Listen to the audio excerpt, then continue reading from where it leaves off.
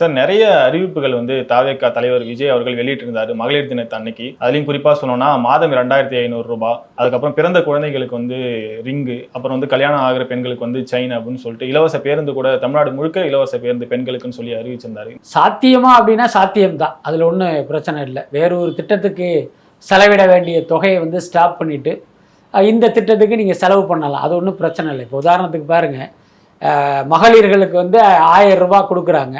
இப்போ சமீபத்தில் பார்த்தீங்கன்னா 5000 ரூபா கொடுத்தாங்க. எங்கிருந்து கொடுத்தாங்க? என்ன வேறு திட்டத்துக்கு உள்ள பணத்தை அப்படி இந்த பக்கம் டைவெர்ட் பண்ணியிருப்பாங்க, அல்லது கடன் வாங்கி அந்த 5000 கொடுத்துருப்பாங்க இல்லையா?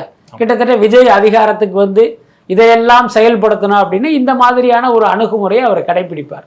அதில் எந்த மாற்றமும் இல்லை. பட் அதே நேரம் என்ன கேட்டால், அந்த அறிவிப்பில் சில குழப்பங்கள் இருக்குது. இப்போ உதாரணத்துக்கு பார்த்தீங்கன்னா, பிறக்கிற குழந்தைகளுக்கெல்லாம் தங்க மோதிரம் கொடுப்பேன் அப்படின்னு சொன்னார். அது உண்மையிலேயே நல்ல விஷயம்தான். நம்ம கேள்வி என்னன்னா, அரசு மருத்துவமனையில் பிறக்கிற குழந்தைகளுக்கு மட்டும்தான் இந்த தங்க மோதிரமா, இல்லை அப்போலோவில் பிறக்கிற குழந்தைக்கும் தங்க மோதிரம் கொடுப்பீங்களாங்கிறது தான் ஒரு கேள்வி. ஏன்னா பிறக்கிற எல்லா குழந்தைகளுக்கும் அரசு சார்பில் மோதிரம் கொடுக்கணும் அப்படின்னா அப்போலோவில் பிறக்கிற குழந்தைக்கு நீங்கள் கொடுத்து தான் ஆகணும்.